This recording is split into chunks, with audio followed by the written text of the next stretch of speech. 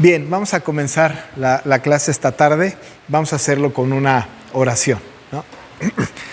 Te damos muchas gracias, Señor, por este tiempo que permites que estemos juntos.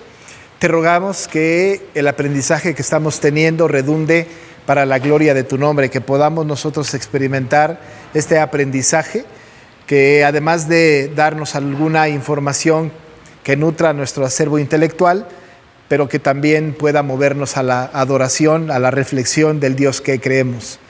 Señor, gracias por todos los que estamos aquí, por nuestra iglesia, y te suplicamos por los que vienen en camino y los que no podrán venir por alguna circunstancia. Sigue, Señor, enseñándonos que hoy es tu día y que dedicarlo a tu servicio, al aprendizaje de tu palabra, es lo que debemos estar haciendo. Así que ponemos en tus manos este tiempo en el nombre de nuestro Señor Jesucristo. Amén. Amén. Muy bien, hermanos, pues vamos a seguir con la clase que estamos teniendo. La semana pasada ya empezamos a revisar este tema de Dios como pues nuestro Padre Todopoderoso a partir del credo. Dijimos que el credo así empieza: creo en Dios Padre Todopoderoso. Hablamos un poquito de esto en estas tres dimensiones de Dios como Padre y también en su atributo de ser omnipotente o todopoderoso. Entonces hemos hablado de eso. Vamos a avanzar con lo que sigue del credo. Quisiera dar pasos un poquito más largos, más grandes, para que podamos ir haciendo el aprovechamiento necesario. Sin embargo, sí vamos a ir deteniéndonos en algunos temas, en algunos puntos que considero que son importantes para nuestro conocimiento y también para lo que decía en la oración, para que podamos pues tener elementos más firmes de adorar a nuestro Señor, ¿no? Entonces vamos a caminar en ese sentido. Hoy vamos a ver esta segunda frase que está en el credo. La primera fue: creo en Dios Padre Todopoderoso, y ahorita nos metemos al tema de el Dios como creador, cuando dice, ¿no? Creador del cielo y de la tierra. Esta es la parte que vamos a ver. Esta parte la vamos a dividir en dos. Hoy vamos a ver a Dios como creador a partir del pasaje de Génesis 1:1, y luego entonces vamos a revisar después, ya desprendiéndose de esto, la providencia de Dios. Así que vamos a tener que partir esta clase en dos. Hoy tratamos solamente al Dios como creador, y la siguiente semana vamos a hablar un poco acerca de su providencia, la providencia de Dios. Estos dos temas, tanto la creación, Dios como creador, como la providencia, normalmente caminan paralelamente, caminan juntos. En la estructura de la teología, siempre van juntos. En la teología sistemática o en las confesiones siempre va junta la doctrina de la creación juntamente con la doctrina de la providencia. Entonces vamos a tener que juntar esos dos temas, no por un capricho teológico, sino porque me parece que será muy bueno explorarlos a partir de lo que la Escritura dice, ¿no? Además, para provecho nuestro, para nuestro propio aprendizaje, nuestro propio provecho, nuestra propia manera de adorar al Señor, ¿no? Así que vamos a revisar esto de esta manera. Bueno, pues como ya dije, vamos a revisar a este Dios como creador. Y vamos a escribir ahí en el pizarrón, si me ayudas, por favor, el versículo número 1 de Génesis 1. Ya saben, este pasaje de Génesis 1:1 dice: en el principio creó Dios los cielos y la tierra. Puede ser una frase bastante circunstancial o no, depende de lo que tengamos nosotros. Puede ser una frase sencilla o no. Sin embargo, tiene ciertas curiosidades en todos los sentidos, teológicas como gramaticales. Una de las curiosidades gramaticales que tiene este texto de creo en Dios, en el principio, creó Dios los cielos y la tierra, pero ¿no lo puedes poner junto en una sola línea? ¿Saben ustedes que en la gramática en español, en nuestra gramática en español, a los que nos gusta la gramática, la sintaxis y todas estas cosas, normalmente ponemos al sustantivo y después al verbo? En inglés es al revés, ¿no? Pero en español ponemos el sustantivo y luego el verbo, ¿no? Decimos, por ejemplo, nosotros, el perro ladra, ¿no? Primero el sustantivo propio y luego el verbo, el perro ladra, ¿no? Si queremos que algo, un sujeto haga algo, ponemos al sujeto y luego ponemos el verbo, ¿no? El pastor predica. Pero no decimos nosotros en español predica el pastor, no es como parte de nuestro lenguaje. Aunque se entiende, gramaticalmente es claro, pero nosotros en español no utilizamos esta estructura sintáctica. Siempre ponemos el verbo después del sujeto. Aquí no. Ustedes pueden notar que en el versículo 1 está al revés. Creó Dios. No dice Dios creó. Ahora, esto puede deberse a un descuido de los redactores que dijeron, pues vamos a escribirlo así. O puede ser porque así estaba traducido o estaba así en el idioma original. ¿Qué pasó? ¿Por qué ponen primero el verbo y después el sujeto, el sustantivo?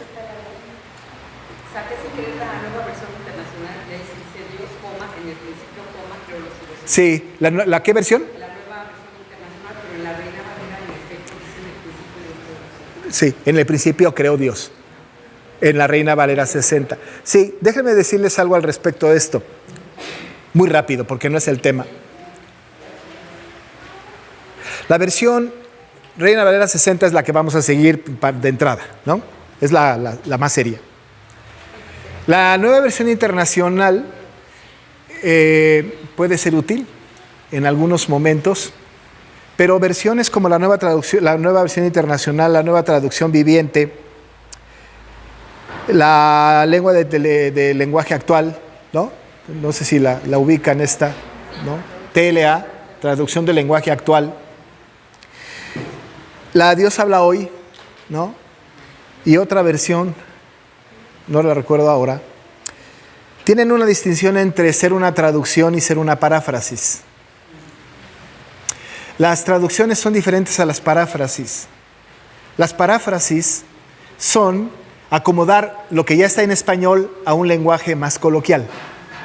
Entonces hay algunas traducciones que del español de la Reina Valera 60 lo que hacen es que hacen una paráfrasis, es decir, lo ponen a partir de este texto en español a una versión un poco más cercana al ambiente de la cultura mexicana o latina, ¿no? Esa es paráfrasis. Las traducciones tienen la característica de ser traducciones que vienen de los idiomas originales, directamente del hebreo, del arameo y del griego al español. En esas traducciones existen dos posibilidades de traducción, depende de quién lo haga. Es como en todo, ¿verdad? Pero depende de quién haga las traducciones, es que también va a depender un poco la interpretación. Si nosotros tenemos, por ejemplo, las traducciones del hebreo, del arameo y del griego por personas que tienen una línea liberal, su prejuicio liberal influirá en su traducción.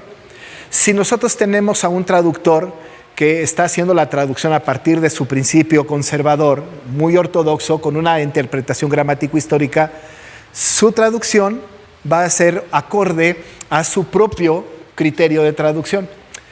¿Qué sucede con las versiones? La Reina Valera 60 es una traducción que viene directamente de los idiomas originales y traducido por personas que tenían un celo conservador muy apegado a la escritura con un método de traducción gramático-histórico. Que alguna vez lo expliqué, lo gramático-histórico es que ellos documentalmente viajaron al momento de la época en que se escribió la Biblia y pusieron las palabras exactas o la traducción exactamente con el concepto cómo se utilizaba en aquella época. La nueva versión internacional, la nueva traducción viviente, son algunas traducciones que están venidas del original, pero con versiones distintas. Por eso la traducción viviente y la nueva versión internacional son versiones, ¿no? Y tienen cierto énfasis de grupos de la Sociedad Bíblica Unida que con una cierta tendencia. La Biblia de las Américas es una maravillosa traducción. Si ustedes quisieran que yo hiciera una recomendación, que no me lo han pedido, pero se las voy a hacer. Reina Valera 60, primer lugar. La Biblia de las Américas en segundo lugar. Y la Biblia de Jerusalén, que es una versión católica, que quitándole los apócrifos y las fotitos que están muy lindas, tienen una maravillosa traducción. Maravillosa traducción. La Biblia de Jerusalén. Yo no sé si la ubican, pero es una maravillosa traducción, maravillosa. Quitando, insisto, los deuterocanónicos, Me parece que es una versión bastante encomiable, muy ligera y con una traducción, con un español antiguo precioso, como la King James de los gringos, ¿no? Pero en español, precioso y muy atinada en su traducción. Pero en fin, entonces, ¿qué es lo que sucede? Que en la nueva versión internacional sacrifican veracidad por contemporaneidad, ¿no? Entonces, como que hay que tener como cuidado. No digo que está mal, hermana, no digo que está diciendo herejías, estoy diciendo que las versiones pueden dar algunos tropezones que es importante para nosotros porque como ya estamos metiéndonos un poco sí, más a lo que es el estudio, sí, entonces cuando lo entendemos, sí, vamos van a varias versiones, intentar entenderlo. que me parece que es correcto. Ahora, lo mejor sería ir al griego, pum, vámonos, al hebreo, vámonos. No le entendemos al español. Va, pero hay interlineales, hay léxicos, hay ayudas, ¿no? Hay ayudas, ¿no? Yo enseño griego en un seminario, y yo normalmente cuando preparo sermones sí me voy primero al griego y ya luego lo demás. Pero sería bueno, pues. Sí. Hay una curiosidad aquí entonces en cuanto al... Sí, hermano Martín. Y el de la cueva. Sí, de Francisco la Cueva. Yo creo que ese es el más acertado. Hay uno de Elsa de Tamés. Elsa. Sí, hay uno de Tamés, no me acuerdo cómo se apellida. No, sí, Tamés es el apellido. Ay, Elsa. Elsa Tamés. Tiene un interlineal, ese no. El de Francisco la Cueva. Sí. Es una maravilla, el de Francisco la Cueva. Y el que tiene el software de Logoy, Logos 4, ese interlineal que tiene es una joya. Una verdadera maravilla. Vale, de Logos 4 es un software, vale la pena tener ese interlineal. Pero el de Francisco la Cueva creo que es bastante confiable, valdría la pena tenerlo. Pero bueno, no es el tema. Ese se encuentra en PDF, pero no. Eso está en PDF, sí. Muy bien. Independientemente de esta curiosidad gramatical y sintáctica, ¿no? Creo Dios, que es una de las curiosidades que tiene el texto y que no hay un error ahí en esto, hay una razón de ser de por qué está ahí este asunto, ¿no? Esa es una de las curiosidades que tiene. La otra cosa que me parece que es fundamental en el texto de En el principio creó Dios los cielos y la tierra es que en estas pocas palabras está contenida la doctrina del ser de Dios en todo su esplendor. Es la primera frase de la Biblia es con lo que empieza. Antes de esto no hay nada y después de esto hay todo. No hay sentido. Si esta frase no existiera, no habría ninguna explicación de todo lo que sigue. No sé. Este es como el prólogo de lo que sigue en Génesis 1. Lo que sigue de Génesis 1 es la explicación y el detallada de esto. Porque ustedes notan, Génesis 1 dice, en el principio creó Dios los cielos y la tierra estaba desordenada y vacía, y nos empieza a dar una explicación, y qué hizo el primer día, qué hizo el segundo, qué hizo el tercero, qué hizo el cuarto, qué hizo el quinto, etcétera, y nos da una explicación detallada de esto. Pero con esta afirmación es absoluta. Aquí se contiene el todo. Sin esto, nada de la Biblia tendría sentido. Entonces funciona un poco como prólogo, como introducción de toda la Biblia. Se habla entonces aquí de un texto, ¿no?, que es sumamente importante para la interpretación de la Biblia completa, ¿no? Nosotros, si negáramos esto, no habría ningún sentido en el resto de las Escrituras. Si no damos las atribuciones a este texto que corresponden, entonces estaríamos teniendo una fe falaz, ¿no? Una creencia absurda, e incluso entrarían doctrinas como el Big Bang, o entraría en doctrinas como el darwinismo, las filosofías evolucionistas, qué sé yo, habría entrada. Pero esto pone candado a todo esto y establece una verdad absoluta, ¿no? En el principio creó Dios los cielos y la tierra. A partir de ahí la Biblia se escribe y tiene todo sentido. Este es el principio, del texto, y es sobre la base sobre la cual el credo de los apóstoles y toda la teología dogmática establece su base. Si ustedes revisan la teología sistemática, la teología dogmática, como por ejemplo las confesiones de fe y los catecismos, empiezan ahí. Empiezan con el ser de Dios, empiezan justamente con el Dios creador, empiezan con la providencia, con este Dios creador, y establecen la base fundamental de que quien hizo todo lo que existe, visible e invisible, sean potestados, sean principados, todo, ¿no?, se hizo por medio de Él y para Él, dice la Biblia en Colosenses, ¿no? Así que esta es la base fundamental sobre la cual descansa nuestra fe en este Dios, que no es un Dios circunstancial, pero que es un Dios creador. La otra cosa son las implicaciones, no solamente lo que denota y lo que connota, sino lo que implica, que está la connotación, desde luego. Cuando hablamos, por ejemplo, de esto, estamos hablando de un Dios atemporal, ¿no? Porque estamos hablando de un Dios preexistente, un Dios que no fue creado por nada, que ya lo hablamos la semana pasada, pero estamos hablando de que alguien estaba ahí en el principio e incluso antes del principio, y este sujeto es Dios. Entonces estamos hablando de un ser atemporal, un ser que no ha sido creado por nada. La semana pasada revisábamos muy rápidamente uno de los atributos, que es la aceidad. Por lo menos lo mencionamos, la aceidad. Y la aceidad es el atributo de que Dios no es causado por nadie, nadie lo causa, no es el efecto de una causa, simplemente existe. ¿Y cómo es que existe? No tenemos ni la menor idea, pero existe. Es preexistente, es atemporal, es Dios eterno. Y eterno, estamos hablando de eterno. Antes de Génesis 1.1, ahí estaba Él con la Trinidad. Después de Génesis 1.1, ahí está Dios, pero bastante evidenciado, y hasta la eternidad futura. Pero entonces esto presume la preexistencia de un Dios eterno, su omnipotencia también. En fin, aquí nosotros podemos notar algunas cosas importantes. Una de las cosas que el Señor ha permitido que se aprendan en la humanidad desde el punto de vista pedagógico es que yo no sé si ustedes han escuchado hablar del famoso método inductivo de aprendizaje. El método inductivo pues es muy común, sobre todo en los sistemas escolarizados o incluso en algunas iglesias. Este método inductivo de aprendizaje de conocimiento, además de que es noble, ¿no?, es inductivo, va a base de preguntas, va respondiéndose y va aprendiéndose cosas, establece las preguntas que todo mundo filosóficamente se hace, ¿no? ¿Quién? ¿Qué? ¿Cómo? ¿Dónde? ¿Por qué? ¿Cuándo? ¿No? Estas preguntas son parte del método inductivo, que lo que hacen al contestarse es darnos información veraz acerca de lo que queremos nosotros aprender a través del método inductivo. Cuando, por ejemplo, yo he enseñado homilética o la predicación expositiva, yo le digo a los alumnos, pregúntenle al texto. ¿Qué quisiste decir con eso? ¿Por qué? ¿Cuándo? ¿Dónde? ¿Con quién?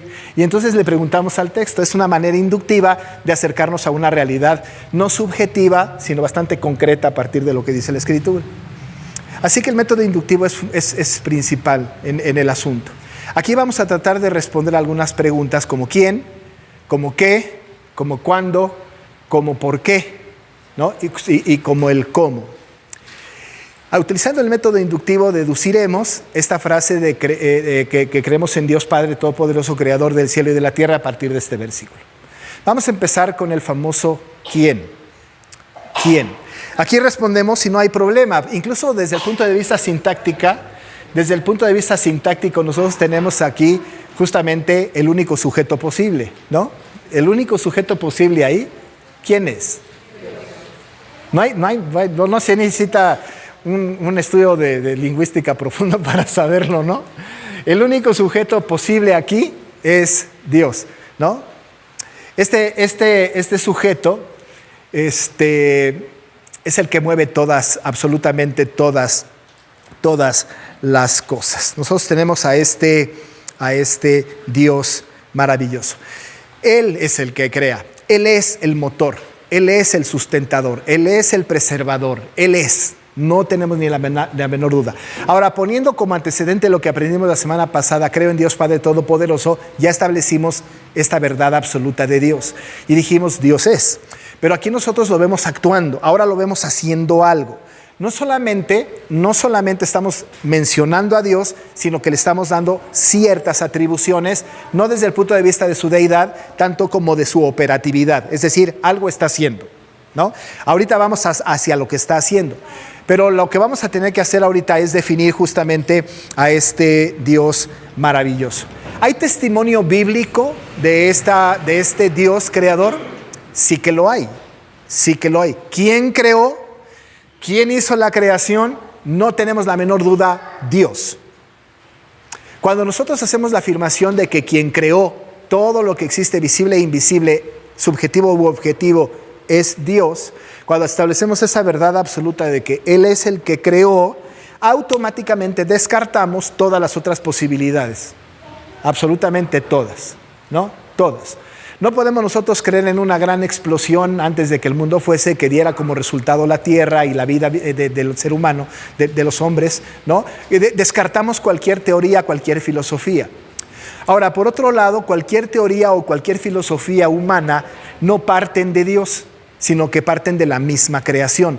Tratan de explicar las cosas que suceden en el mundo, la creación del mundo, a partir de las cosas creadas, ¿no? Por ejemplo, el darwinismo trata de comprobar la evolución a partir de las cosas creadas, ¿no? Es decir, venimos del mono. Bueno, el mono es una cosa creada. Entonces toman de las cosas creadas para tratar de explicación la creación de las cosas creadas, tomando como base las cosas creadas. Es un enredo. Pero finalmente cualquier filosofía va a tomar de la creación para poder dar la explicación a la creación. Ese es un enredo filosófico que no tiene salida. No tiene salida. ¿Cómo explicamos nosotros que todo el mundo fue creado utilizando los recursos de la misma creación? Pues nos enredamos. No hay manera de salir de este embrollo. ¿Cómo? ¿No? ¿Cómo? Los que quieren hacer vida, ¿no?, de la nada y quieren clonar animales, por ejemplo, o quieren sacar vida de algo, están tomando de las cosas creadas. Cuando quieren explicar alguna cosa de la creación tomando las cosas creadas, pues hay un enredo del que nadie puede salir. Sin embargo, cuando hablamos de Dios como creador, contestando quién es Dios, hablamos nosotros de que entonces las cosas creadas fueron hechas por alguien no creado, por alguien preexistente, por alguien eterno, por alguien que está por encima de nuestra capacidad de comprensión, que trasciende nuestra capacidad de comprensión, que es el indescriptible. Por un lado, sí cognoscible, pero incognoscible. Este Dios extraño para muchos de nosotros porque no llegamos al entendimiento completo de su ser, pero que se ha revelado a nosotros a través de su palabra. No hay manera entonces de que podamos escudriñar en los abismos de la mente de Dios para entender cómo estaba, qué estaba haciendo antes, etcétera. No hay manera, no hay manera. Así que cuando nos preguntamos quién, estamos diciendo que es Dios, y al establecer que es Dios, que Él es el que creador, automáticamente todo queda descartado. Porque cuando hablamos de Dios hay una explicación. Dios es el preexistente, es el eterno. La Biblia da muchísimo testimonio al respecto de esto. Por ejemplo, a mí me gusta muchísimo, y lo he repetido en clase varias veces, Nehemías 9:6. Es un texto que da una veracidad importantísima a este respecto.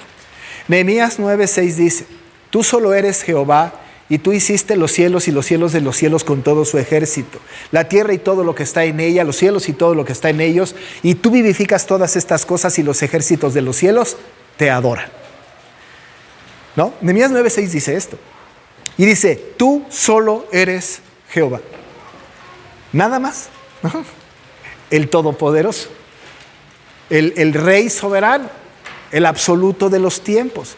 Y tú, que solo tú eres Jehová, tú hiciste los cielos y los cielos, la tierra y todo su ejército, los mares, todo, absolutamente todo lo hiciste tú y nadie más que tú. Parece canción, ¿verdad? Tú. Solo Dios. No hay manera, no hay posibilidad de que esto tenga una explicación distinta. Por otro lado, Isaías en el capítulo número 40 tiene una expresión preciosa acerca de este Dios creador. Se las voy a leer en Isaías 40, versículo 24. Miren lo que dice. Él está sentado sobre el círculo de la tierra. No sé si han leído este texto, pero es verdaderamente hermoso. Él está sentado sobre el círculo de la tierra, cuyos moradores son como langostas. Él extiende los cielos como una cortina, los despliega como una tienda para morar. ¿A qué pues me haréis semejante o me compararéis? Dice el Santo. Levantad en alto vuestros ojos y mirad quién creó estas cosas. Él saca y cuenta su ejército, a todos llama por su nombre. Ninguno faltará, tal es la grandeza de su fuerza y el poder de su dominio. Versículo 28. ¿No has sabido, no has oído que el Dios eterno es Jehová? El Dios eterno es Jehová, el cual creó los confines de la tierra, no desfallece ni se fatiga con cansancio, y su entendimiento no hay quien lo alcance. Qué precioso texto, ¿no? Él es, ¿no?, el que hace todas las cosas. Y dice el texto, ¿a quién me haréis semejante o me compararéis? ¿Saben ustedes qué son las preguntas retóricas, no? Creo que a todos nos queda claro. Las preguntas retóricas son las preguntas que en la pregunta está la respuesta, ¿no? Si yo le digo a mi esposa, ¿verdad que yo soy el hombre más guapo del mundo? Claro, la respuesta es, ¿no?, que sí. Ahí está la respuesta. Solamente ella tiene la respuesta, ¿no? Pero aquí hay una pregunta retórica. ¿A qué pues me haréis semejante o me compararéis? Evidentemente, no está esperando el Señor una respuesta. Está estableciendo una pregunta retórica cuya respuesta es: no hay a nadie. Absolutamente nadie. ¿Por qué el hombre ha hecho esfuerzos por tratar de entender la creación, sacando a Dios de la ecuación? ¿Cómo podemos nosotros tomar, insisto, de las cosas creadas para tratar de explicar al Dios creador? Cuando nosotros en la declaración del credo decimos que creemos en este Dios Padre Todopoderoso, afirmamos que Él es el único creador del cielo y de la tierra. Y Génesis 1 dice que en el principio es lo que hizo, creó Dios. Dios es el creador, Él es y solamente Él. Cuando Job quiso discutir con Dios al respecto, ustedes conocen la historia de Job, ¿no? Un hombre sabio, un hombre bueno, pecador como todos, pero un hombre que no se le halló como mucho mal, al cual el Señor permitió a Satanás que lo tocara, pero que preservara su vida. Y después de ser increpado por sus amigos y ser convencidos hasta por su mujer, empieza a ceder su ánimo y empieza a cuestionar a Dios. Y todo hombre que cuestiona a Dios tiene este síndrome de Job. Todo aquel que quiere cuestionar a Dios, que quiere encontrar una respuesta a las cosas creadas, lógicas, a través de la ciencia, por ejemplo, se encuentra con el Dios creador. Cuando alguien se topa con el Dios creador como Job, va a tener que tener la respuesta que Job tuvo de parte de Dios. Y en el capítulo 38 de Job encontramos esto. Después de que Job está desafiando a Dios, ¿no?, abriendo su boquita, dice en el capítulo 38, versículo 1 en adelante: entonces respondió Jehová a Job desde un torbellino y dijo: ¿quién es ese que oscurece el consejo con palabras sin sabiduría? Ahora ciñe como varón tus lomos, yo te preguntaré y tú me contestarás. Ahí lo pone en el banquillo. Amárrate bien el cinturón, ¿no? Eres tan hombrecito, va. Y lees esta pregunta. Esta pregunta que todo científico evolucionista, todo científico que está en contra de Dios, todo el mundo liberal tiene que enfrentarse a esta pregunta. Y pregunta intimidante e importante: ¿dónde estabas tú cuando yo fundaba la tierra? Imagínense que Dios le diga a Darwin: ¿dónde estabas tú cuando yo fundaba la tierra? ¿Dónde? ¿No? Que se lo pregunte a aquel que quiere clonar a una oveja, que le pregunte a alguien que cuestiona a Dios sobre la creación, que le encontró una razón de ser en una explosión cósmica al principio de los tiempos, que le diga a estos científicos, ¿no?, ¿dónde estabas tú cuando yo fundaba la tierra? Dice el texto: ¿dónde estabas tú cuando yo fundaba la tierra? Házmelo saber si tienes inteligencia. ¿Quién ordenó sus medidas si lo sabes? ¿O quién extendió sobre ella cordel? ¿Sobre qué están fundados sus bases? ¿O quién puso su piedra angular cuando andaban todas las estrellas del alba y se regocijaban todos los hijos de Dios? Dime, ¿dónde estabas tú? ¿Dónde? En el versículo 12 sigue diciendo el Señor: ¿has mandado tú a la mañana en tus días? ¿Has mostrado al alba su lugar? ¿Tú lo hiciste? ¿Dónde estabas tú? ¿No? Finalmente, Job escuchó a Dios y fue humilde. Porque muchos hoy, cuando se les enfrenta a la pregunta de ¿dónde estabas tú? ¿O quién eres tú? Para cuestionarle a Dios sobre estas cosas. Nosotros naturalmente somos rejegos y respondones. Y trataríamos de dar, pues, sí, Señor, y una explicación científica, ¿no? ¿Saben qué hizo Job? Capítulo 40, versos 4 y 5. La única respuesta posible. He aquí, dijo Job, que yo soy vil. ¿Qué te responderé? ¿Qué te voy a decir? Mi mano pongo sobre mi boca. Una vez hablé, mas no responderé. Aún 2 veces, mas no volveré a hablar.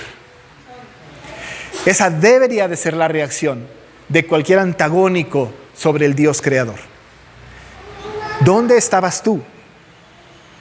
Y el hombre tiene que responder: alguna vez hablé, pero ahora mis labios, ¿verdad? Dice Job, ahora voy a poner manos sobre mi boca. Pero la soberbia del hombre actual es que trata de dar una explicación lógica a lo ilógico, a lo que no tiene explicación. El liberal de nuestros tiempos tiene una explicación de la creación. El liberal de nuestros tiempos tiene versiones de la creación. Está la corriente deísta, están los yavistas, los eloístas, los evolucionistas. Los darwinistas, desde luego, hay una gran cantidad de personas cristianas que están dando una explicación lógica a la creación. Hay personas que hoy día están tratando de demostrar que había una era de dinosaurios, por ejemplo, de donde evolucionan los animales para convertirse en los animales que tenemos hoy día. ¿Ustedes creen que si el Señor hubiera querido hacer un tiranosaurio no lo hubiera hecho? ¿No nos lo hubiera avisado? Ahora, si lo hizo y no nos avisó, ¿por qué no nos avisó?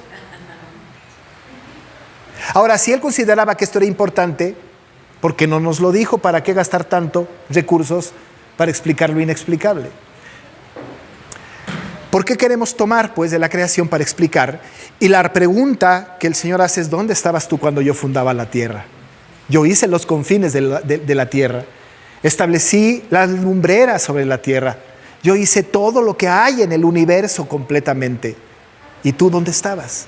Si no estabas ahí, pues callado te ves más bonito. Y lo entendió Job y dice: yo pongo manos sobre mi boca. Pongo manos sobre mi boca. Así es que cuando preguntamos quién, la única respuesta posible es Dios. Y excluye cualquier otra posibilidad del ser o filosofía que pueda dar una explicación a la creación. Por eso es tan importante que nosotros afirmamos en el credo: creo en Dios Padre Todopoderoso, en Él, creador del cielo y de la tierra. Único. Y no por un accidente cósmico, no por una explosión. Solamente por su imperativo divino. Y esto nos lleva a la siguiente pregunta. Entonces, primero, ¿quién? Dios. ¿Pero qué? ¿Qué creó? ¿Qué creó? Oh, está bien fácil, ¿no? Los cielos y la tierra. Lo visible y lo invisible. No solamente las cosas objetivas sobre las cuales tenemos nosotros control, sino las subjetivas sobre las cuales nosotros no tenemos manera de llegar al conocimiento. Nosotros tenemos 3 maneras, como ya dije alguna vez, de llegar al conocimiento de las cosas, y lo repito solamente como recapitulación de lo que dije. Las 3 maneras que la gente llega al conocimiento de las cosas son: 1, método científico. la manipulación de variables, ¿no es cierto? Estamos nosotros en este método científico, observación, experimentación, hipótesis y ley, llegamos a una conclusión. Establecemos una ley a partir de todo un procedimiento científico. Cosas materiales sobre las cuales podemos trabajar, variables, en donde ponemos en un matraz, vemos en un microscopio, en fin, y podemos sacar conclusiones a través de la observación, de la experimentación, la manipulación de variables, de la hipótesis, una respuesta tentativa a un fenómeno determinado, y después hacemos una tesis o una ley y establecemos una verdad absoluta de las cosas a las que llegamos como conclusión. Esta es una manera de conocer las cosas. Dios nos ha permitido que esto pase. Otra manera de conocer las cosas es el método empírico, que tiene que ver con la experiencia. A partir de la experiencia aprendemos cosas. Y la otra manera de llegar al conocimiento de las cosas es la serendipia. Y la serendipia es descubrimiento al azar. Ah, caray, no sabía yo eso. Como la penicilina. Esa serendipia es, uy, mira, me encontré con esto y no sabía, ¿no? ¿Cómo? ¿Por qué los objetos flotan sobre el agua? Arquímedes encontró esta teoría, pues por estar jugando en su tina. Es una serendipia. Cuando nosotros entonces sometemos nuestro conocimiento al empírico, al científico y a la serendipia, tenemos una explicación lógica, ¿no es cierto? Hay una explicación concreta y lógica. Pero nosotros queremos llegar al conocimiento de las cosas y al llegar al conocimiento de las cosas encontramos un origen. Y normalmente el origen está en las cosas creadas. Aquí la palabra del Señor dice que el Señor creó todo, los cielos y la tierra. Quizá no nos hemos puesto a pensar, pero hay personas que piensan que el Señor solamente hizo la materia prima sobre la cual, ¿no?, nosotros trabajamos, y en los demás descubrimientos y el conocimiento de todas las demás cosas e incluso la creación de las demás cosas son resultado de nuestra inventiva y creatividad. Pero incluso nuestra creatividad y nuestra inventiva fue creada por Dios. Y esto no se puede someter a un matraz o a un microscopio. Dice la palabra del Señor que cosas que ojo no vio, ni oído oyó, ni han subido al corazón del hombre, son las que Dios reveló. Así que esas cosas que no pueden ser sometidas al experimento, ni tampoco a la experiencia, esas cosas subjetivas, invisibles, ¿no?, son aquellas cosas que Dios nos reveló. ¿Cuáles son? Las cosas objetivas son las cosas que llegamos a conocer nosotros por alguno o la combinación de nuestros sentidos. Si, por ejemplo, yo tengo este marcador, ¿y yo por qué conozco este marcador? Bueno, lo toco, ¿no? Mi sentido del tacto está involucrado, ¿cierto? Lo veo. Hasta puedo definir su color. Mi sentido de la vista está involucrado. Hasta lo puedo oler. No sé si han olido así estas cosas, ¿no? Si yo fuera ciego y lo huelo, digo, es un marcador. Mi olfato está comprometido en el conocimiento. Incluso hasta lo puedo probar. Y mi gusto está comprometido en el conocimiento del objeto. Así que cuando mis sentidos, uno o la combinación de algunos, ¿no?, se involucran en el conocimiento de las cosas, pues estoy llegando al conocimiento de las cosas de manera objetiva. ¿Sí o no? Es bien sencillo. Ahora, el conocimiento de las cosas subjetivas, ¿cómo llegamos a esto? Bueno, las cosas subjetivas son aquellas cosas o aquel conocimiento que adquirimos en donde no están involucrados mis sentidos. Por ejemplo, vamos a pensar en el amor. ¿Lo vemos? No. ¿Lo olemos? No. ¿Lo gustamos? No. ¿Lo oímos? No. ¿Lo tocamos? No, pero existe. Ahí está, el pensamiento. Las cosas subjetivas, no necesariamente las invisibles, pero las subjetivas, son aquellas cosas a las que llegamos a su conocimiento, no involucrados en nuestros sentidos, pero ahí están. Pero ahí están. Así que cuando hablamos nosotros de que Dios creó los cielos y la tierra, creó lo que está visible y lo que no está visible. Todo lo que está contenido en el espacio del cielo y de la tierra. Todo. Visible o invisible. Pablo dice a los colosenses, sean tronos, sean dominios, sean potestades, ¿no? Él es el Dios invisible, Él es el que revela las cosas invisibles. No hay manera de que nosotros podamos pensar incluso de lo que no está objetivamente alcanzable, no hay nada que nosotros no podamos atribuirle a Dios como creador. Todas aquellas cosas que podemos nosotros conocer por nuestros sentidos, o las que no podemos conocer por nuestros sentidos, pero las conocemos, son parte del todo de Dios. El salmista en el Salmo 24, versículo 1, lo dice de una manera muy linda y usa la palabra plenitud, ¿no? De Jehová es la tierra y su plenitud. Todavía añade el mundo y los que en él habitan. Esa plenitud son las cosas visibles y las cosas no visibles, las objetivas y las cosas que son subjetivas. Lo que sí nos queda claro es que todo lo que existe, visible o invisible, objetivo o subjetivo, todo lo que existe es obra de la creación de Dios. Quizá por eso Isaías llega a esta conclusión. En el capítulo número 6 de Isaías, versículo 3, él dice: Santo, santo, santo, Jehová de los ejércitos, toda la tierra está llena de tu gloria. Si hay algo en la tierra que sea visible o invisible, subjetivo o objetivo, en todos lados está la gloria del Señor. Toda la tierra está llena de tu gloria. 6:3. Toda la tierra está llena de tu gloria. ¿Saben qué descanso debe darnos esta información? Satanás no domina esta tierra. Es Dios quien gobierna, quien sostiene, quien preserva, porque toda la tierra está llena de su gloria. Aguascalientes está plena, llena de la gloria de Dios. Y Él es el controlador, el plenipotenciario, el dueño absoluto, el controlador y el que tiene todo bajo su control. Porque toda la tierra está. ¿Por qué? Porque todo lo que hay en Aguascalientes lo creó Dios. Todo, bueno, y en todo el mundo, ¿no? Y en todos los tiempos, y el universo completo. No hay nada que no haya sido creado por Dios. En ese Dios, pues, nosotros creemos. No solamente hizo las cosas lindas, sino los antagónicos de las cosas lindas por culpa de nuestro pecado. Él creó al león y al cordero. Él creó al gavilán y a la paloma. Él creó las cosas que nosotros las hemos pervertido y las cosas a las cuales nos hemos acercado. Él hizo todas las cosas. La tierra está pervertida por nuestra culpa y necesita ser redimida por el mismo Salvador que nos salva a nosotros.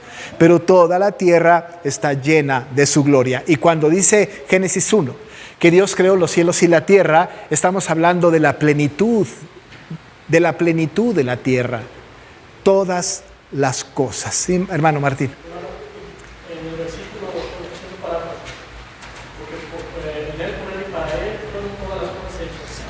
Romanos 11:36. Los teólogos que es la causa eficiente de la creación de Jesucristo, pero como, no sé si es el concepto, sí. ¿Es ese o de...?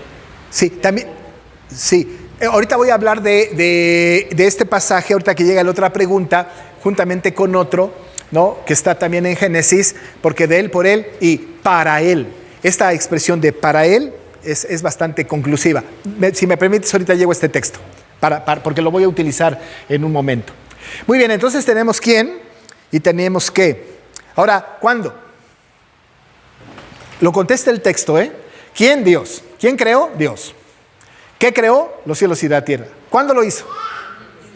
En el principio. No tenemos ninguna duda del principio. Ahora, tenemos un problema. ¿El principio de qué? Ahora, nosotros somos temporales, ¿no?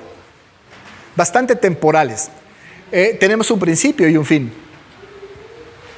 Por lo menos hasta ahorita, tenemos un principio. El fin, pues ya nos llegará, ¿no? Pero incluso nosotros ni fin tenemos vida eterna, pues, pero terrenalmente hay un principio y un fin. Y tenemos un principio. Pero Dios no tiene. ¿Cuál es el principio? Quizá cuando vemos en la Biblia notamos que hay otros textos que hablan de un principio. Por ejemplo, Juan 1:1. ¿Se acuerdan cómo empieza Juan 1:1? En el principio era el verbo, y el verbo era con Dios, y el verbo era Dios. Esto fue el principio, y en el principio era el verbo. Y cuando se habla de verbo y está con una V mayúscula, estamos hablando de Cristo. Porque luego dice en el 14, y este verbo se hizo carne y habitó entre nosotros y vimos su gloria, ¿no? Es Cristo sin duda alguna. Así que nosotros tenemos que en el principio Él era el verbo. Bueno, ya tenemos una información. Se utiliza la Biblia, o esta palabra del principio se utiliza en otros textos, como lo utiliza Marcos, lo utiliza Mateo, ¿no? Cuando los fariseos llegan y a Jesús le dicen, oye Jesús, para ponerle un 4, pues ya saben que los fariseos siempre querían meter en líos a Cristo, ¿no? Pobrecitos, ¿verdad? Señor, ¿es lícito repudiar a la mujer por cualquier causa? Eso dijo, ¿eh? En pocas palabras es, ¿puedo echar de mi casa a mi mujer por cualquier cosa porque no le puso sal a los frijoles? ¿Porque no me planchó bien la camisa? ¿Porque me hizo mala cara? ¿Es lícito por cualquier cosa? ¿Es lícito repudiar a mi mujer por cualquier cosa? ¿Saben qué respondió Cristo? Por la dureza de su corazón Moisés dijo, ¿verdad? Que a no ser por causa de fornicación, ¿no? Entonces existe la posibilidad de la separación. Pero claro, Moisés tuvo que hacerlo porque ya era un desorden. No estaba dando un pasaporte el Señor para que se divorciaran las mujeres. Yo me acuerdo una señora que me dijo, no sé si te acuerdas, me dijo la señora, yo estoy orando para que mi esposo adultere para tener una razón bíblica para divorciarme de él. Porque es por cualquier, o sea, dijo Jesús, a menos que sea por causa de fornicación. No es un permiso, no es un patrón. Porque luego lo que el Señor añade, porque luego nos quedamos en el contexto, dice, al principio no fue así. No fue así al principio. ¿Al principio de qué? ¿De su matrimonio? Al principio de la creación, al principio de todas las cosas. Este Dios soberano, este Dios maravilloso, ese Dios eterno no hizo así, no creó así. Por eso yo soy totalmente en contra del divorcio, hasta por causa de fornicación, completamente en contra, porque en la Biblia no dice que esa es una justificante. Eso es parte o es culpa, es el pecado. Pero hasta eso hay otra posibilidad, que es la reconciliación, que es lo que Cristo hizo. Pero cuando Cristo dijo al principio, no se refería al principio de su relación, sino al principio de la creación. Porque cuando uno lo lee en Mateo, no hay mucha información, pero uno se va a Marcos, y en Marcos registra al principio de la creación. Allá en la creación, en las ordenanzas de la creación, así no fue, porque Dios había creado en el principio, en donde todo era perfecto y pleno, en donde Dios no necesitó de ser creado para crear, el que no recibió ninguna instrucción para hacer, sino que utilizó su imperativo divino para hacer todas las cosas. Al principio fue cuando el Señor estableció por el propio acto de su soberana voluntad todas, absolutamente todas las cosas, al mero principio. Este Señor no está sujeto al tiempo, no está sujeto al tiempo. Dios no está esperando que una cosa pase para hacer la siguiente. Él establece desde el principio su decreto eterno, no solamente en cuestiones de salvación de sus elegidos, sino incluso establece todas las cosas que van a suceder sobre el cielo y la tierra. Él en el principio creó los cielos y la tierra. Esta otra verdad que voy a decir es absolutamente necesaria. Cuando el Señor en el principio creó los cielos y la tierra, desde el mero principio Él estableció las bases sobre las cuales la tierra funcionaría. No fue creando el Señor poco a poco. Por eso hablamos de un Dios inmutable y su decreto inmutable. El Señor no cambia de parecer. El Señor no va ajustando su agenda conforme van pasando los tiempos. Al principio creó los cielos y la tierra y estableció todas las cosas, absolutamente todas. ¿Ustedes creen que cuando Dios creó los cielos y la tierra, Él no tenía en su vista omnisciente el año 2023?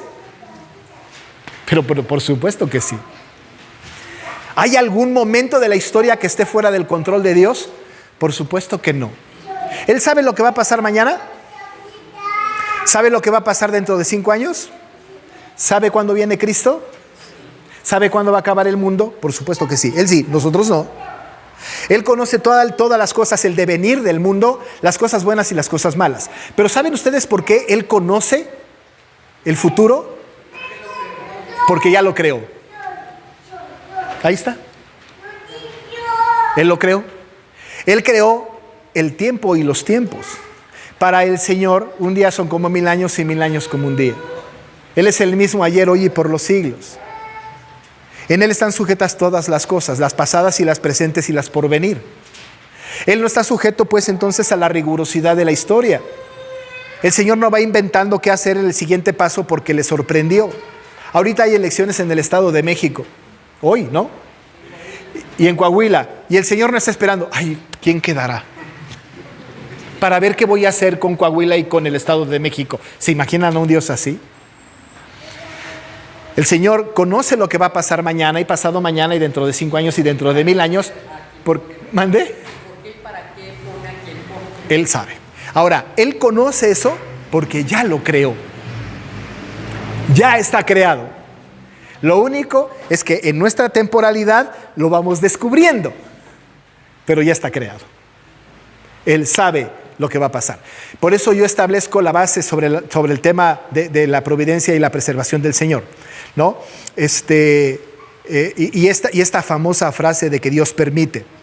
Hay que luchar con esa frase. Pero Dios no permite lo que no haya decretado. Y todo lo que Dios permite es lo que ha decretado. Ninguna cosa permite que se haya salido de su control. No podemos nosotros decir, bueno, esto no estaba en el plan de Dios, pero lo permitió. No, estaba en el plan de Dios. Y lo permitió porque estaba en su decreto. No hay nada circunstancial. Porque tener un Dios circunstancial es negar que Él creó los cielos y la tierra. No solamente esto, sino todo su devenir, toda su historia, todos sus acontecimientos, todo lo que ha de suceder. Él sabe el pasado, el presente y el futuro de su criatura. Conoce nuestras vidas mejor que nosotros. Antes de que salga la palabra de nuestra boca, Él la conoce.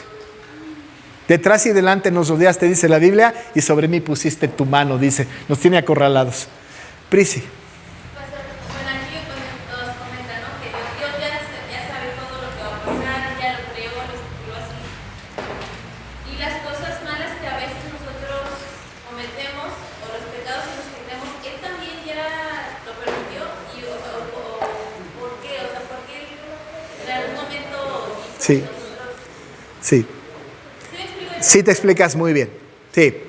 Ahora, te voy a hacer una pregunta. David adulteró con Betsabé. Está mal, ¿no? ¿Lo permitió Dios? ¿Lo planeó así? Sí. ¿Por qué?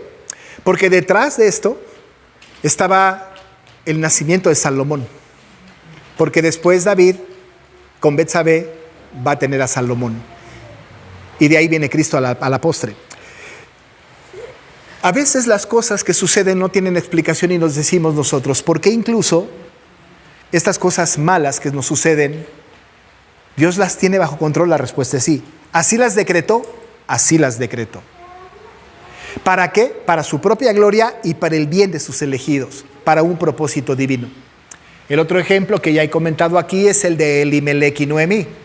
Ellos hicieron mal y pecaron, se fueron a Moab cuando vivían en Belén, debieron haberse quedado en Belén. Si yo viajara al tiempo y en la época de Elimelech y de Noemí, les diría no se vayan de Belén, porque es pecado.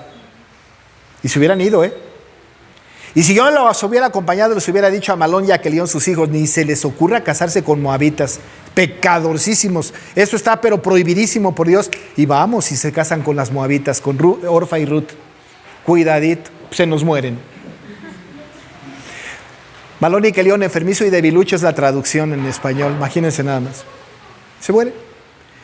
Y Ruth va con Noemí, junto con Orfa, y les dice Noemí, regresen a su tierra, hijas, vayan a sus dioses. Orfa dice, está bueno, le da un beso y se va. Y Ruth dice, no, a la tierra donde fueres iré yo, tu pueblo será mi pueblo, tu Dios será mi Dios. Vámonos. Y donde te mueran y te entierren, hay que me entierren a mí también. Y ahí vamos. Y se van, y conoce Ruth a Boz, el pariente redentor. ¿Por qué pasó eso? por el acto soberano, providente y planeador de un Dios que permitió y planeó la vida como estaba, incluso el pecado, ¿no? Él no es autor del pecado, eso tiene que quedarnos muy claro, pero permite por su decreto eterno que eso suceda para cumplir un propósito divino. Y el propósito divino de la relación con Ruth, de la relación de Ruth y Boaz, era que naciera Obed, y de Obed Isaí, y de Isaí David, y de David Cristo. Ahora sí, por supuesto, el Señor establece incluso el día malo para nosotros, y lo determina y lo decreta para un bien mayor para nosotros o para su propia gloria. Puede ser que el involucrado no tenga buenos resultados, pero para su propia gloria sí que sí. José, al final del Génesis, le dice a sus hermanos: ustedes actuaron para mal, pero Dios todo lo cambió para bien. Porque si sus hermanos no lo hubieran entregado y vendido, entonces Job no se va a Egipto. Si José no se va a Egipto, entonces no hubieran tenido entrada a sus hermanos cuando hubo una gran hambre en la tierra y no hubieran llegado a Egipto. Si no hubieran llegado a Egipto, no se hacen esclavos. Si no se hacen esclavos, no nace Moisés. Si no nace Moisés, no pasa todo lo demás. Entonces hay una concatenación de eventos en donde Dios ha establecido su decreto eterno, inexplicable para nosotros, incluso las cosas malas que sucedieron para sus propósitos divinos. Es algo que no nos gusta mucho, pero que ciertamente, cuando analizamos nuestra propia vida, incluso pecados nuestros, hay pecados nuestros que si de no haber sido por ese pecado, no venimos a Cristo. No conocemos su plan divino para nuestras vidas. Ahora, ¿es justificable? No. ¿Habrá consecuencias de nuestro pecado? Por supuesto que sí. Cuando David pecó con Betsabé, vino Natán y le dijo: la espada no se apartará de tu casa, ¿no? Y Amnón violó a su media hermana Tamar, y su hijo Absalón fue muerto por Joab, su jefe, su comandante en jefe, ¿no? Es decir, tuvo persecución de Absalón, hijo, o sea, sufrió las consecuencias David, pero por supuesto, y consecuencias inimaginables. Claro que hay consecuencias. ¿Dios le va a pedir cuentas de eso? Por supuesto que sí, pero en el gran proyecto de Dios, eso era absolutamente necesario, y así lo planeó para cumplir sus propósitos divinos. Otra pregunta, pastor. Sí. Ya les comento esto. Entonces, la oración aquí cuando nosotros decimos: Señor, ayúdame a esto, o le hacemos alguna petición. Sí. Si ella tiene como Todo planeado. nuestra oración, Tiene sentido, muchísimo sentido. Hay que seguir pidiendo, porque hace un momento dije: el único que conoce lo que va a pasar mañana es Dios, pero yo no. Por ejemplo, yo pues oro por cosas, ¿no? Particulares, ¿no? Por la salud de mis padres, por mis hijos, por un montón de cosas. Ahora, yo no sé cuál es el plan de Dios, no lo sé. Aún y cuando Él conoce lo que va a suceder mañana y ya hay una respuesta antes de que salga de mi boca, ¿no? Ya Dios tiene una respuesta, ¿no? Él sabe lo que va a hacer, pero quiere que le pidamos, ¿no? Él quiere que le pidamos y pidamos conforme a su voluntad, ¿no? Si pedimos conforme a su voluntad, Él nos oye, dice la palabra del Señor, primera de Juan. Y si sabemos que Él nos oye en cualquier petición que le hagamos, tenemos las peticiones que le hayamos hecho si pedimos conforme a su voluntad. Ahora, cuando yo oro al Señor, desde luego que Él ya sabe lo que va a pasar, pero yo no. Pero sí desbordo mi corazón y digo: Señor, esta es mi necesidad. Yo te ruego que esto pase. Yo te ruego por esta circunstancia. Ahora, Él sabrá cómo responder. A veces dice que sí, a veces dice que no, a veces dice que todavía no. Pero hay que seguir orando, porque yo no conozco el decreto de Dios para el futuro. Pero lo que sí sé es que puedo descansar en el Señor cuando yo oro. Y claro, cuando tenemos el entendimiento de que oro por su voluntad, no estoy orando para que Él cumpla mi petición, sino para que se haga su voluntad.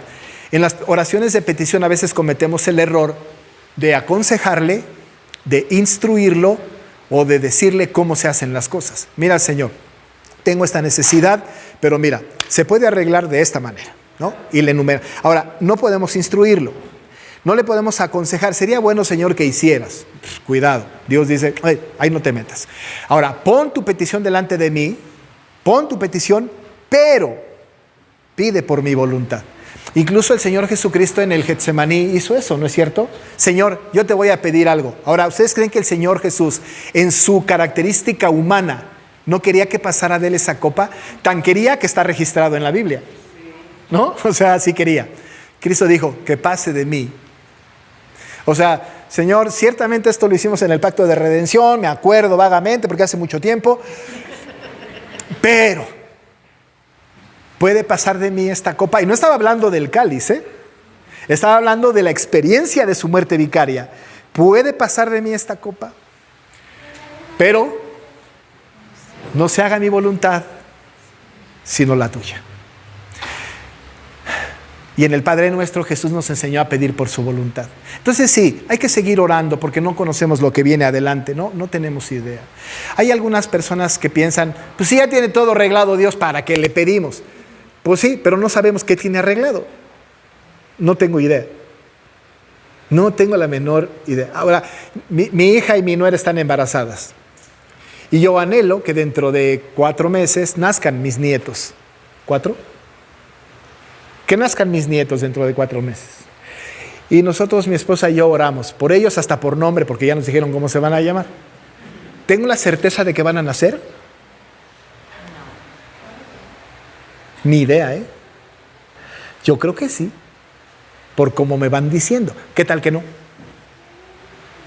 Ojalá que sí nazcan, ¿no? Pero ¿qué tal que no? Ahora yo digo, Señor, procura un embarazo y el nacimiento de nuestros nietos, pero que se haga tu voluntad. Cuando oro la intercesión a veces digo, Señor, estos son nuestros enfermos, te pedimos que los sanes, pero lo que tú decidas está bien por nosotros. Que se haga tu voluntad y solo tu voluntad. El error al que hemos caído, creo yo,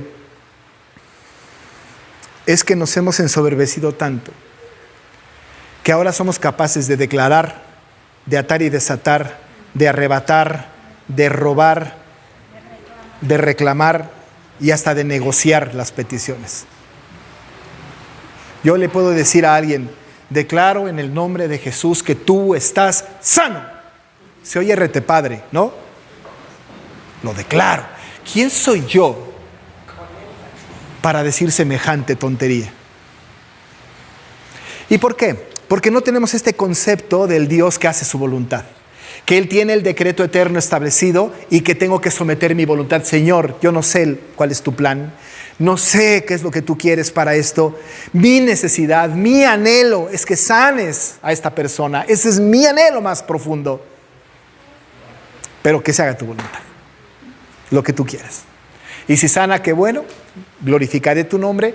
Y si no sana, qué bueno, glorificaré tu nombre. Qué difícil es eso. También creo que la oración nos ayuda a conocer a Dios, porque Sí. a través de la oración conocemos por su voluntad. A lo mejor yo le pido algo y en su decreto ha establecido que no, y le conozco, porque entonces Pues sí. conozco que su voluntad no era lo que yo había pedido. Exacto. O pido y Así. es su voluntad, entonces conozco que es un Dios, que esa era su voluntad. Entonces Así la es. oración también es un medio para... Claro, para conocerlo. Claro. Nos oramos y nos acercamos a Él, perdón. En la oración yo muestro mi dependencia al Señor, ¿no? O sea, muestro mi dependencia. Él quiere que yo ore, Sí. lo haré. Sí, Porque Él es mi Padre y Él me pide que yo le pida, ¿no? sí. Bueno, muestro mi dependencia. Sí, es una cosa muy interesante. Un día tendremos que hablar de la oración, pero más o menos por ahí va la cosa, ¿no? Por ahí va la cosa. Muy bien. ¿Cómo creó? ¿No? Ya tenemos quién, Dios. ¿Qué creó? Los cielos y la tierra. ¿Cuándo lo hizo? En el principio. ¿Cómo lo hizo? Miren, está precioso esto. ¿Cómo lo hizo? En el Génesis 1, versículo 3, empieza diciendo, y dijo Dios. Versículo 6, luego dijo Dios. Versículo 9, dijo también Dios. Versículo 11, después dijo Dios. Versículo 14, dijo luego Dios. Versículo 20, dijo Dios. Versículo número 24, luego dijo Dios. Versículo 26, entonces dijo Dios. Ahora, ¿cómo lo hizo? Por el poder de su palabra. Nada más porque dijo. Manipuló variables, juntó material, ni había. Porque el tiempo, la materia y el espacio fueron creados por Dios. Así que cuando hablamos de cómo lo hizo, solamente por su imperativo divino, por su palabra. Él dijo. Nosotros, bueno, yo espero que compartan conmigo esto. Yo soy creacionista, ¿no? Y cuando digo que soy creacionista, y la iglesia reformada en general es que debe ser creacionista. Soy creacionista, no evolucionista, pero soy creacionista de 24 horas. Creo en los días de la creación de 24 horas. La Biblia da muchísimas evidencias de que esto es verdad. Los que no son creacionistas y que piensan en eras, ¿no?, argumentan que la Biblia dice que Dios, para Él, un día son como 1000 años y 1000 años como un día. Y dicen, un día de la creación debieron haber pasado millones de años. Pero cuando hablamos de que pudieron haber pasado millones de años, estamos hablando de procesos. Tuvo que pasar esto, luego esto. Y para que esto pasara, debieron haber pasado muchísimos años para que se conjugaran tales o cuales elementos para que dieran como resultado esto. Esto suena más a evolucionismo. Si hablamos de eras, estamos hablando de procesos. Y Dios no creó por procesos, sino por su imperativo divino. Dios dijo, hágase la luz. ¿Ustedes creen que la luz dijo, pues vamos a juntar los elementos, ¿no? La luz se hizo en el imperativo divino. Vámonos, se acabó, ahí está la luz. Cuando separó los cielos de la tierra, ¿no? ¡Pum! Ahí estaba. Solamente por su imperativo divino. Cuando Él dijo, y cuando Él dijo, las cosas sucedieron. ¿Cómo es que Él creó? Solamente por su imperativo divino. Dice el texto en Colosenses 1, 15 y 16. Él es la imagen del Dios invisible, el primogénito de toda creación, porque en Él fueron creadas todas las cosas, las que hay en los cielos y las que hay en la tierra, visibles e invisibles, sean tronos, sean dominios, sean principados, sean potestades. Todo fue creado por medio de Él y para Él. Y lo utilizó y lo creó por el imperativo divino. Solamente dijo. Yo tenía un pastor, Gerald Neinheim se llamaba, ya murió, que él decía, tenemos un Dios parlanchín. No quería ser irrespetuoso él y yo tampoco, pero tenemos un Dios que habla. Y que cuando Él habla, toda la creación se somete a este Dios que habla. Y cuando Dios dijo que se haga, se hizo. Nada de la naturaleza puede decir lo contrario. Cuando el Dios dijo que suceda, que suceda. ¿Se acuerdan ustedes a Jesucristo en el mar? Cuando estaba acostado allá en la proa del barco, estaba el mar embravecido, los apóstoles estaban temerosos porque ya casi se hundía. Se acercaron con Jesús y le dijeron, oye, tú descansando aquí, nos estamos hundiendo. Se levantó Jesús, vio la tempestad y le dijo, calla, enmudece. Punto. Lo siguiente es, y hubo grande bonanza. Porque cuando Dios dice, las cosas suceden. El imperativo. Ahora el mar dijo, no, espérame, porque ahí viene otro vientecito, nada más pasa este viento y ya nos calmamos. No. ¡Pum! Hubo grande bonanza. ¿Cómo pasó? ¿Cómo sucedió? No hay ley de la naturaleza que explique semejante milagro. No hay manera de explicar cómo es que después de una tormenta tan espantosa, con pescadores súper experimentados, ¿no?, haya sucedido esto. Estos mismos experimentaron otra cosa. Estaban en la barca y estos no pescaban toda la noche. Vino el Señor Jesús y le dijo, echen su red del otro lado. Ahí va la red. Dice Sproul en su libro de la santidad de Dios, que parece que había un concurso de los peces, ¿no? A ver quién es el primero para llegar a la red. ¡Pum! Llegaron y hasta se hundía la barca. Porque cuando Dios manda, la naturaleza obedece. Cuando dice Dios, no hay manera. Ni siquiera hay una explicación posible, científica, de cómo es que sucedieron las cosas. No hay forma. Tan seguro estaba Cristo que le dijo a los detractores que lo estaban increpando cuando la multitud cantaba, ¿sabes qué? Si estos nos cantan, las piedras cantarían. ¿Ustedes creen que las piedras no hubieran cantado? Pero por supuesto que sí. Si el Señor les hubiera dicho, canten, hubieran hecho un coro mejor que el que tenemos. Tenores, bajos, contraltos y sopranos. Hubiera levantado un majestuoso coro.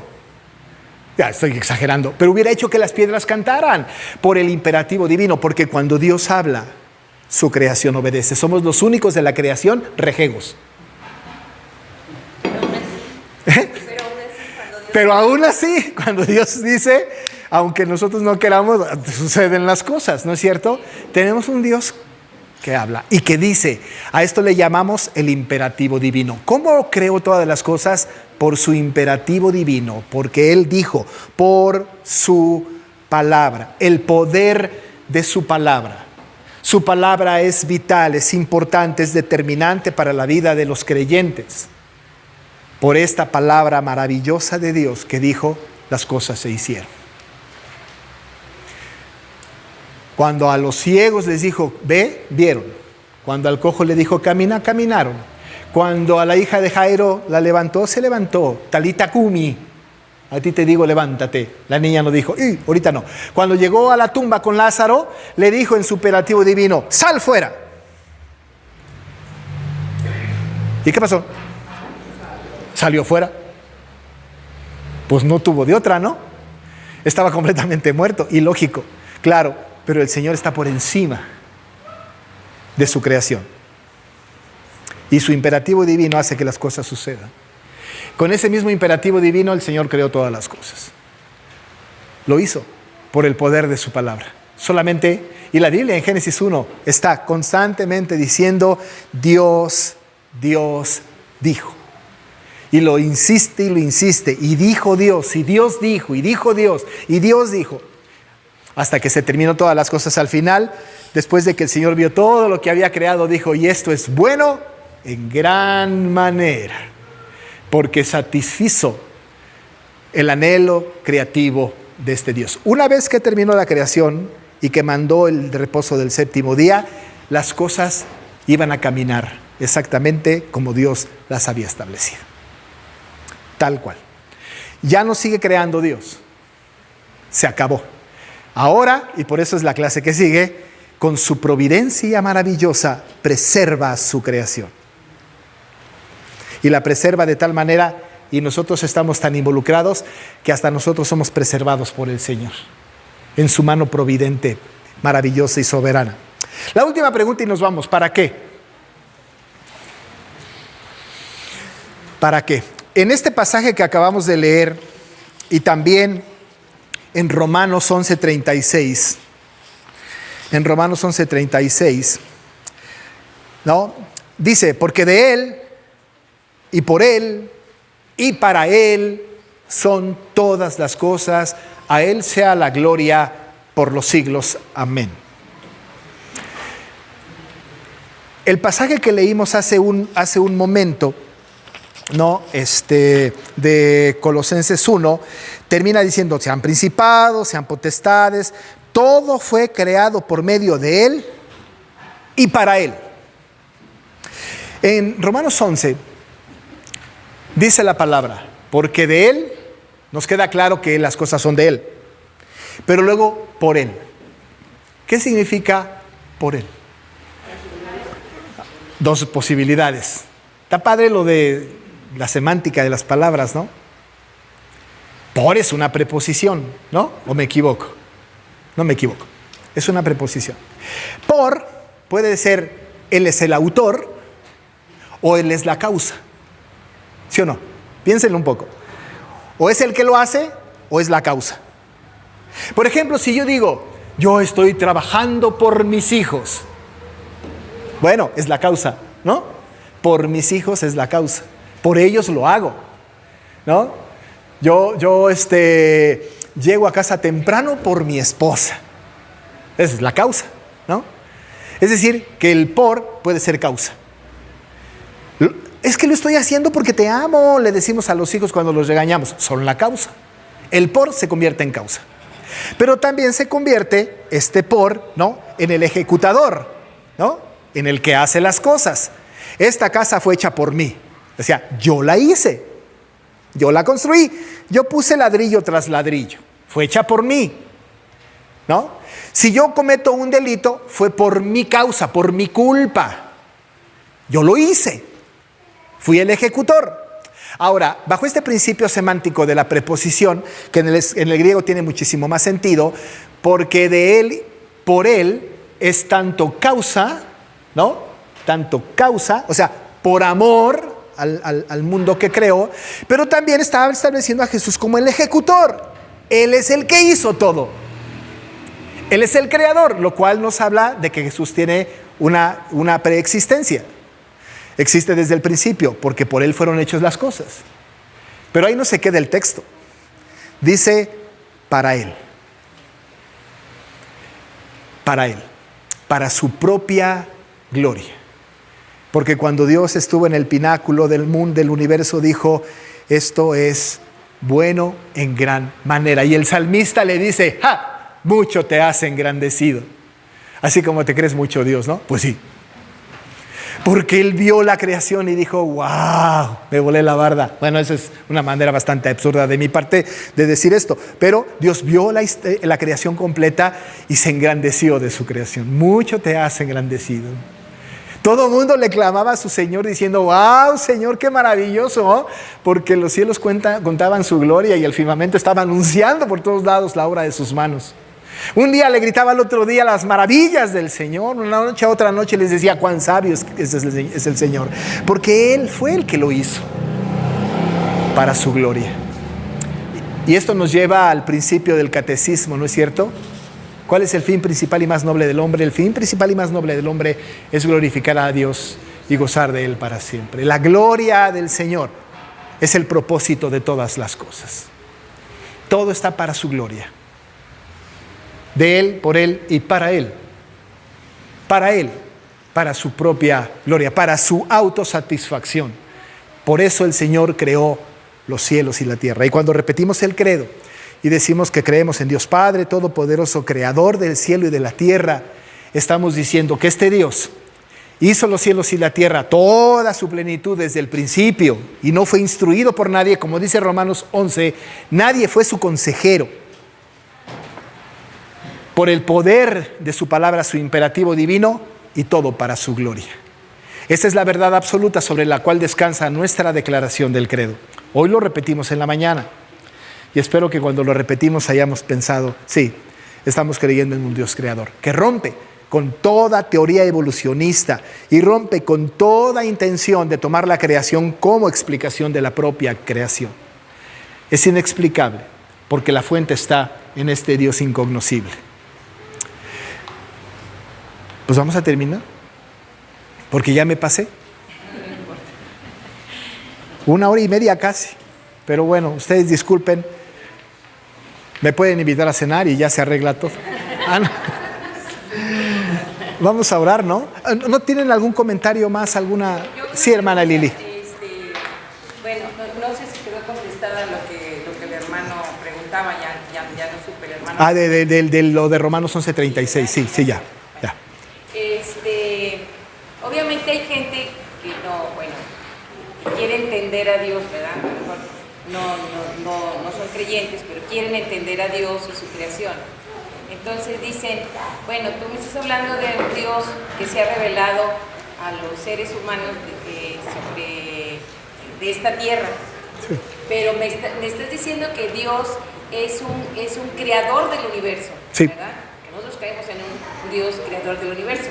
La Tierra es un punto en la galaxia y hay miles de millones de galaxias. Entonces, cuando en este sentido que entra en lo infinito, ¿verdad?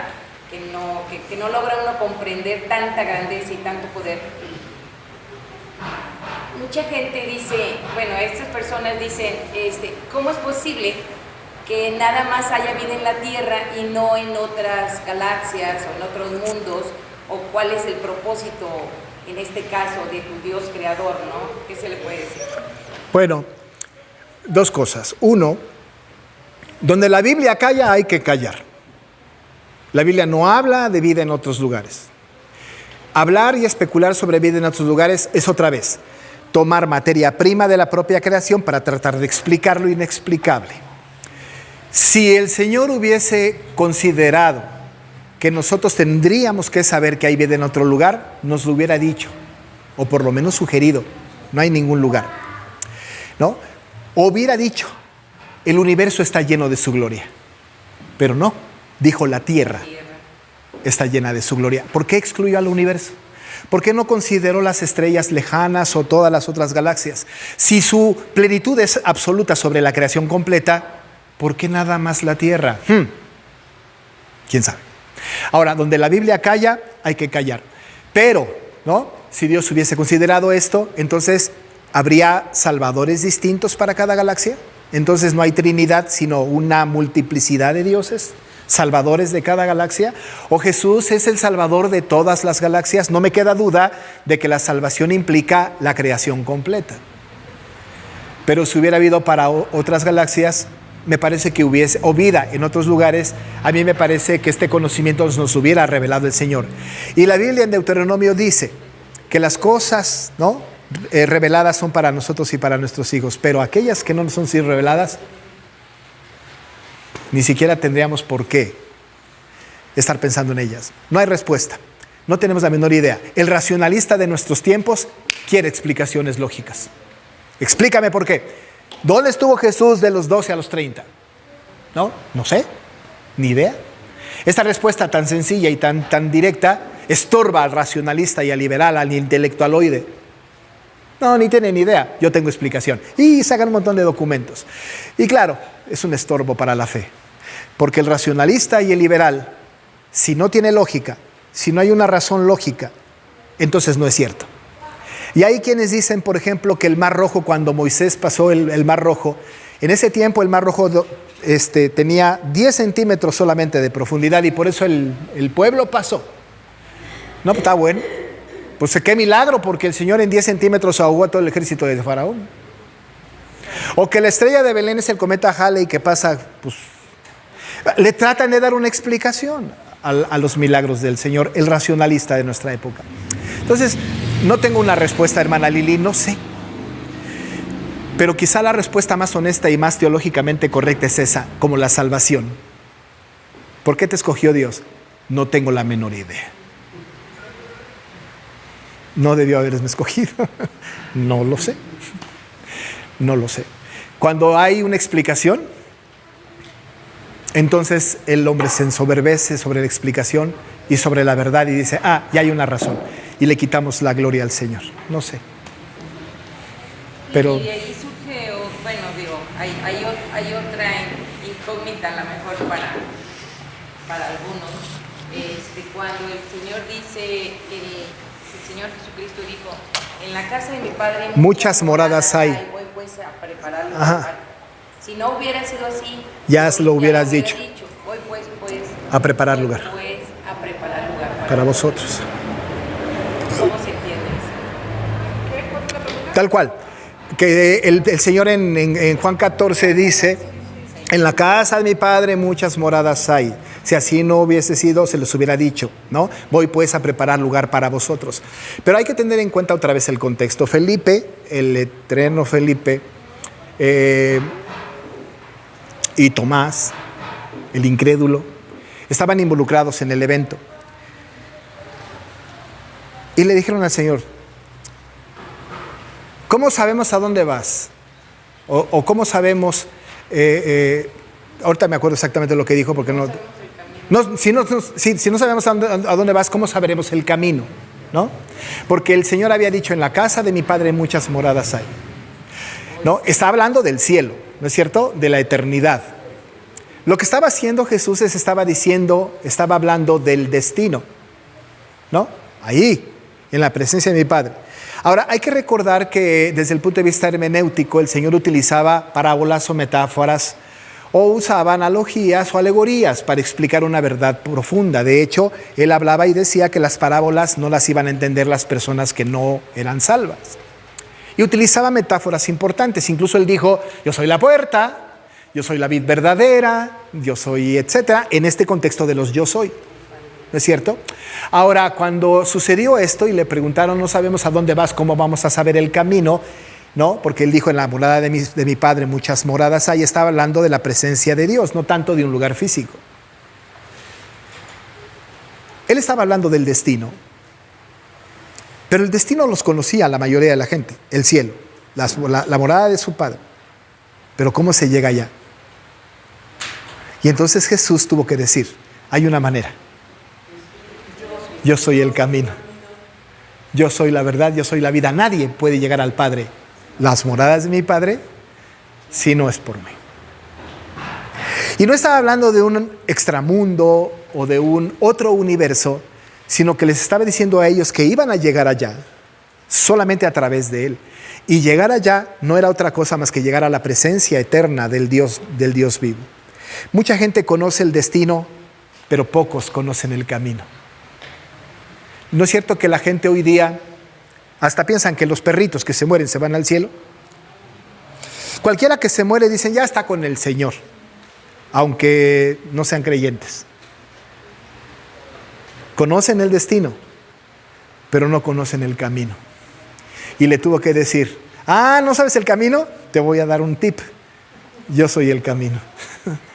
El que te lleva allá. Soy la verdad. Además utiliza un artículo determinado, ¿no? No uno indeterminado. Saben que los artículos indeterminados son unos, ¿no? Si hubiera dicho yo soy un camino, entonces hay otros. No. Un artículo determinado. Yo soy el camino. Yo soy y no hay otra, vida, ¿no? Yo soy la verdad. Nadie, y ese absoluto es importante, absolutamente nadie viene al Padre si no es por mí. Entonces no está hablando de universos alternos ni de lugares extraños, sino que está hablando específicamente de una metáfora en donde la salvación está implicada a través de Cristo. Es un texto precioso ese de Juan, precioso. Nos podemos pasar toda la noche, pero hay que trabajar mañana. Nos cierran el estacionamiento. Bueno, lo cierran a las 5 hoy, ¿no? Sí, ese ya. El que se quedó ahí ya se quedó. Vamos a terminar orando, ¿les parece? Y nos retiramos. Oramos. Señor, muchas gracias por este tiempo que nos das. Gracias porque nos permites tener un conocimiento. Perdón, Señor, si hay alguna imprecisión, si hay alguna información mal dada, mal dicha. Queremos ser precisos. Ayúdanos para discernir a través de tu palabra las verdades profundas y que podamos entender que tú eres el creador y que lo que hiciste fue crear el cielo y la tierra y toda su plenitud. Que con tu imperativo divino, solamente con tu imperativo divino hiciste las cosas sin procesos. Que todo lo hiciste para tu gloria desde el principio. Te alabamos, Señor, y sí, confesamos que creo en Dios Padre Todopoderoso, Creador del cielo y de la tierra. En este Dios creemos, maravilloso, soberano. Gracias, Padre, por este tiempo. Dirígenos a casa ahora, que todo esté bien en casa, que podamos descansar, reparar nuestro cansancio, nuestro cuerpo, y si tu voluntad es que mañana amanezcamos, que lo hagamos con el entusiasmo de ser creyentes y servidores tuyos y servirte. Gracias, Padre, porque nos has preservado y conservas esta clase para que sigamos aprendiendo en el nombre de Jesús. Amén. Buenas noches, hermanos.